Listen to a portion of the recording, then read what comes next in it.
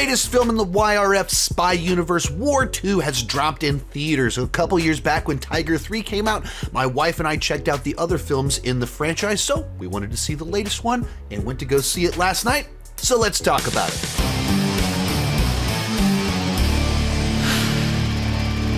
Hi, my name is Sean, and I love to talk about movies and TV way too much. With that in mind, please join me down below in the comments section. Let me know, what did you think about War 2, and give me your point of reference on your interest in the franchise, your interest in the movie. Even before I went to go see it, people were DMing me with very strong opinions about what movie I should go see this week. For whatever reason, they decided to release Cooley and War 2 on the exact same day. My wife and I really enjoyed Lokesh's previous film, Leo, when it came out, what was that, 2 or 3 years ago. And then likewise, we'd watched all the YRF films, and so and we're more familiar with these two actors. One of them because he was in RRR, and we actually have a magnet of him on our refrigerator. And then having seen War and then Fighter last year, we've seen a number of the other lead actors' films, and we're just trying to decide which one to go see. Unfortunately, they released the same week, so we could only go see one of them, and we went with War 2 because the trailer we were able to understand a little bit more what to expect going into the film, whereas with the Cooley trailer, we weren't quite sure exactly what the movie was going to be.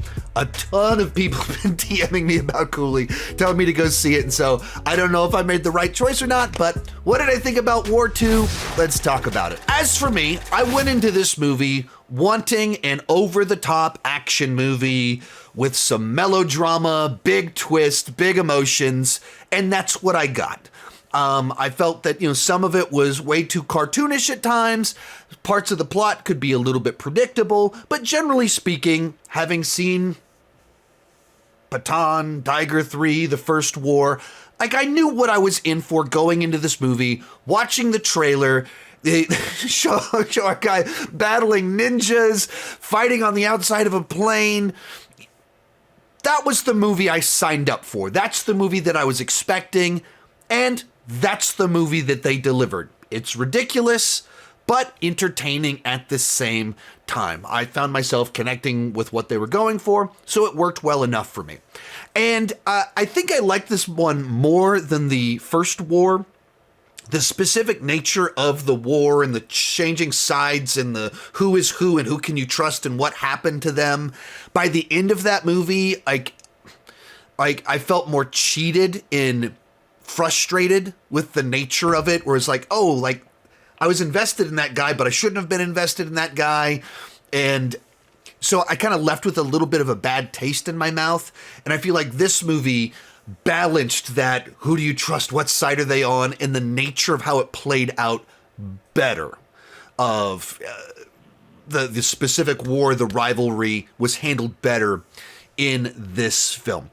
In a lot of ways, classic spy movie. There's an evil organization out there that's trying to take control, and so someone has to go undercover, and the only person that knows that this person is undercover has been removed from the situation, and therefore they're all out on their own and have to take the organization down on their own. There's betrayals, there's moles, there's double agents, triple agents, all leading up to the end with final resolutions. Classic spy movie stuff, but there's a reason we keep making spy movies. It's a very fun, pleasant genre. So as an action movie, just walking through the action on it, I appreciated that throughout the film, you have 4 or 5 different action set pieces that each have something very distinct that it brings to the table. First one, ninja fight with swords. Unlike anything else in the movie, we're doing ninja fights. So it stands out, you remember it. And then another time, we're doing a fight on the outside of a plane. You remember it. Pretty crazy and ridiculous, but you remember it. It's distinct. There's something about it that stands out. Then we have a boat chase. You remember a boat chase. When the boat started driving down a racetrack, my wife started laughing out loud at how ridiculous it was. Does it go too far? Yes. But Like, it has something in it that pops, that cuts through, that you remember. And then at the end of it, we're battling in an ice castle. The fact that he has an ice castle somewhere to have a fight seems a bit crazy, but is it fun and memorable to see? Like, is it an environment where, like, you think through all the movies you watch where sequences blend together, action sequences get all blend, like, they're all the same. With this movie, one of the things you want to do with your action set pieces is make sure each of them have a distinct thing, an image in your mind that makes them memorable. This movie did that. Even a little action sequence in a parking garage where some people feel, uh-oh, we've been betrayed, we're surrounded, what happens? Guy pulls up with a minigun in the back of a vehicle and mows a bunch of dudes down. It's an image that sticks in your brain. You remember it. It stands out. Of course, you've got to talk about the cast, and I've only ever seen, to my knowledge, NTR in RRR, which my wife and I loved, and as I mentioned, we literally have a magnet of him and Sean on our refrigerator. And so seeing him in this movie was fascinating because it's just such a wildly different character of going from like this very sweet guy that's heroic, smitten by a girl in RRR, to the intensity and like gruffness, the loner that he plays in this film. Like that, like you're talking about, like, you actors playing different roles and versatile and disappearing. Like, you just don't see the same guy because there's all of the things that made him, you connect with him in RRR are absent in this movie, and instead you have this intense person that brings a whole different energy. So I kind of appreciated that.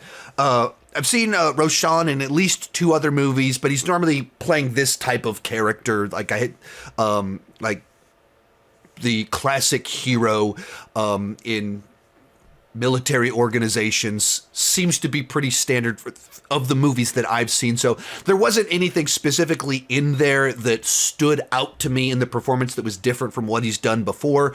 But like, he's convincing in these types of roles. You buy into him. He can do the action. So works well enough. Just specifically with NTR, it was just such a transformation from what I've known in the past versus our other Roshan.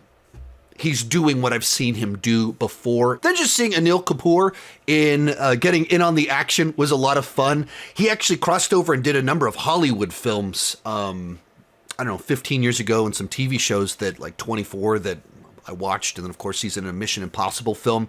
And so him showing up and getting in on the action and mowing some guys down at parts in it was just a lot of fun to see. Other thing, I think there's several different sequences that I thought had some like really cool dynamic lighting in them. There's just a lot of times in it where when they're doing something that could be like a stagnant dialogue scene, it's shot in an interesting way where there's like contrasting colors gradiating across their faces and just using a color palettes that were distinct in certain environments. Once again, just trying to think through like what images stick in your mind, what holds out, and they found ways to kind of do that. And, you know, even from the very beginning when we're in Japan and we'll have warm colors on one side, cool on the other. And so just seeing that contrast. And when you have a movie that's all about war, like 2 people against one another, the contrast, yin and yang, and you put that even in, consistently do that in color palettes of the way shots are framed and colored, 2 opposing colors in it, like kind of brings it together. Like on the story level, it's kind of hitting beats that we've seen many times before in spy movies. Kind of touched on this before earlier, but like it's a fairly classic spy movie that you know you're gonna have twists and turns. So as soon as you think 2 people are heading in one direction, you're like, when's the twist gonna happen? Which one of them's gonna change sides? You're just kind of waiting for it. So I felt like I could guess a lot of where the movie was going, where it was possible. There's stuff in the back half that I don't know that you could have guessed the backstory, but like you could guess that there's going to be some kind of connection there, and there it is. And then we start to play things out. So, like, on a plot level, I don't know that it was the most compelling stuff I've seen before. Lead pretty heavily into the melodrama and even the motivations behind the desire to rule and stuff like that weren't super compelling. Our evil organization Kali just feels like very typical spy movie. The guys on the screens that are businessmen that want power and control and very stock generic spy movie stuff. But, like, were the action sequences fun? Did I enjoy our characters going through the adventure? Yes, I did. One other thing that just, as an American standpoint, watching an Indian film that just immediately stood out, and I don't have a knowledge of Indian politics or how this is perceived of in India, so this is not a statement beyond just reflecting on my own personal experience, but it's just fascinating to me and I've probably said this in other reviews, but how overtly patriotic Indian films are. Where in Hollywood, there's like almost a shyness about being overly patriotic, overt shyness of a fear of doing anything that is too pro United States, pro our country. And like even it becomes a political statement if a movie has too much of that. And so to watch a movie that one of the lines that's repeated the most is India first. It's like something very refreshing about that. I don't know the politics or anything, how that's perceived of in India. You can maybe let me know down below. But like you can't imagine a Hollywood movie saying America first. Like a Hollywood movie saying America first like that as a statement in the movie that it's just like it wouldn't be well received. It would become the most polarizing political film of the year and divide the country.